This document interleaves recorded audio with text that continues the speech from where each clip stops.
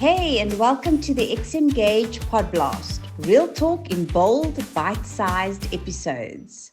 I'm 𝗵𝗵𝗊𝗘𝗏, and in each couch-style conversation, we sit down with local thought leaders to unpack the stuff that shapes how we think, lead, and live. No fluff, just relatable insights in under 15 minutes. Because around here, we believe in one thing: we make every interaction count. Self-sabotage to self-mastery. You've got the budget and you've set your goals, but somehow the habits just don't stick. Sound familiar? Welcome to XMwize PodBLAST. I'm 𝗵𝗵𝗊𝗘𝗏, and today we're asking a deeper question. What keeps us stuck in old money patterns even when we want to change? Back with us today is Eugene Drotskie, a financial strategist and a behavioral thinker. And today we're not just talking about sabotage, we're talking about self-mastery. Eugene, welcome back. Many thanks, Debbie. Great to be back. And to our followers, the insights shared in this episode are for educational, conversational purposes and should not be used or seen as financial advice. So Eugene, you've said before that money habits aren't just the surface, that there's much that lies underneath. What would you say lies underneath? Debbie, it's all about creating our new identity, our money habits and financial fitness identity. We have to act in alignment with this new identity. We have the stories that we tell ourselves. Just think about it, Debbie. How powerful would it be if we can tell the following story? I'm the kind of person who practice financial fitness and healthy money habits. It reminds me of the wonderful book, Small Changes for Big Results, that Warren Ingram, the well-known financial advisor, co-authored with 𝗺𝗶𝗶𝗄𝗏, a clinical psychologist. They emphasize in this book that behavioral change is not an event, but a journey. And they lean on three themes to help us on this behavioral change. Firstly, capability, both the physical capability as well as the psychological stamina. Secondly, opportunity, time and resources, but also the social networks and the relationships.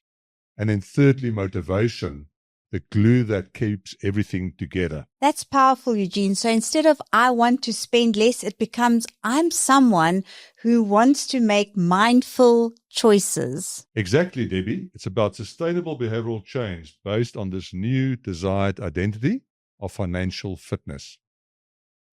Financial fitness feels like I should be going to the gym every day. And perhaps some of that is quite right. It's about being disciplined to get up in the morning the same time and going and doing this even though I don't feel like it, and it's cold and it's rainy and it's wet and it's winter and it's cozy in bed.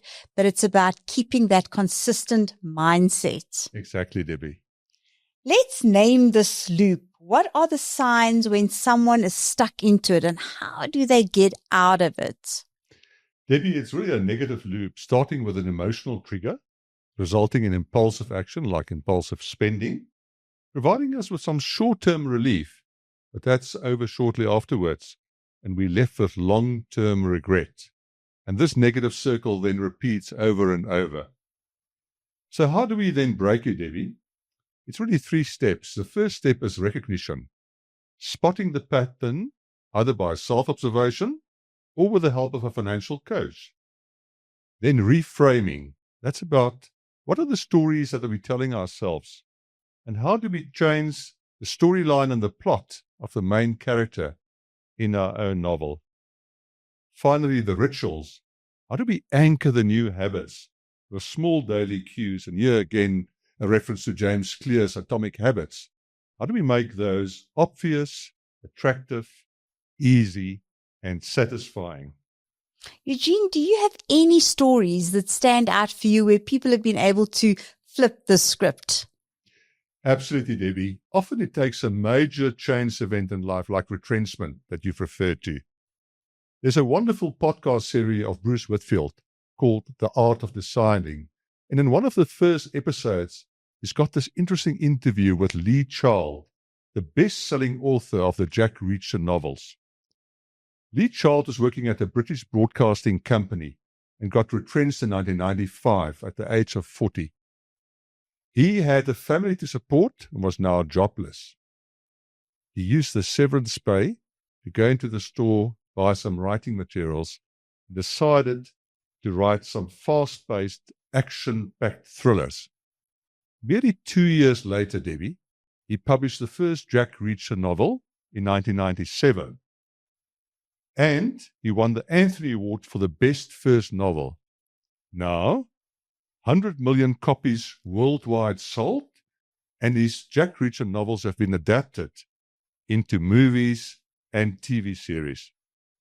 Isn't that an amazing story, Debbie, of retrenchment and how he flipped the script to become hugely successful despite this early setback? That is fantastic. So there must have been those behavioral triggers that went through his mind at that moment to take that decision to say, I'm going to take this money and I'm going to do something with it. And success, like you said, breeds success as well. Exactly, Debbie. And sometimes necessity is the mother of invention. And he was forced to do something quite severe and significant in his life. We don't, although, want to wait for the moment we may or may not get retrenched. So I think the story is there that there are many other events that can take place. And we can do this today if we want to set that path and start behaving in a way that we can become financially fit and independent. So Eugene, let's talk about the emotional side. How do we stop beating ourselves up for past mistakes? You spoke earlier of that regret. We don't want to go there. We want to move beyond that. So how do we stop doing that? Debbie, regret and guilt is quite normal. We all experience that from time to time. I think the secret is that from every setback, there's a learning opportunity. We need to reflect on these learning opportunities in our decision journals and say, what can we learn from this financial setback? The questions we need to ask ourselves are, what have I learned from this financial setback? And then obviously, what should I do differently in future? A sense of agency, really. And surrounding ourselves with people that support us in this journey, both emotionally as well as growing into financial fitness. Well, this takes a person to be able to look at themselves and learn from their mistakes and not take that guilt with them. So Eugene, what is your go-to practice in terms of staying in a growth mindset? I think the most important thing, Debbie, is to remember that perfection is the enemy of progress. I try to measure progress in small, realistic steps, celebrating milestones and early successes. And then normally a weekly check-in in a personal journal, asking oneself, what is the one thing I did well with money this past week? And then obviously also, what is the one thing I would like to improve upon during the next week? Really simple, practical things to do, but it's getting into that habit of doing things. And sometimes it's the stories that we need to hear and the stories that we need to tell each other to help us be motivated and find maybe a circle of friends or a grouping of people that have the same ideas and goals you have to be financially fit and to stick with them. So you continuously have this motivation because you as a group are doing it, because individually it must be difficult. Eugene, what would be your take on that? Exactly, Debbie. This journey of self-mastery is about you being the author of your own story, creating your desired new identity with the help of friends and family, and following these steps to realize this new desired identity step by step to achieve financial fitness. Eugene, thank you, not just for the insight, but for showing that change is possible. Earlier, whilst the cameras weren't rolling, you spoke about two stories. And I know we don't have all the detail, but they were so inspirational. I would just love our followers to hear a little bit more about the greatness of Warren Buffett and the humility he's shown, and a little bit more about Morgan Housel in terms of how his journey has transformed and why he's become so astute in his financial advice and blogging. Maybe absolutely. The anecdote, and I think the truth, is that Warren Buffett has been staying in the same house since 1956 or 1957, despite being a multi-billionaire. And that sense of humility is transparent in his Midwestern values and is also visible in the Omaha AGMs that they do on an annual basis. With Morgan Housel, there's a wonderful story as well about his parents and his dad studying medicine in his mid-30s, and therefore they had to adapt to a very frugal lifestyle. And his dad only qualified as a medical specialist at 42. That same frugal nature has now persisted. And then there's the wonderful story about Morgan Housel not being able to write very well and ultimately become one of the most famous and successful financial bloggers and authors in the US financial environment, and also serving on the Collaborative Funds board. So what an amazing story of being frugal, of being disciplined, and amazing success with millions of copies sold subsequently. Incredible. I am so inspired. And what I love about your PodBLAST and the advices you've been giving us, Eugene, is the practicality, the 1, 2, 3. You always get to 3 things. Maybe there's a 4th thing. So it's easy to remember. It's easy to apply.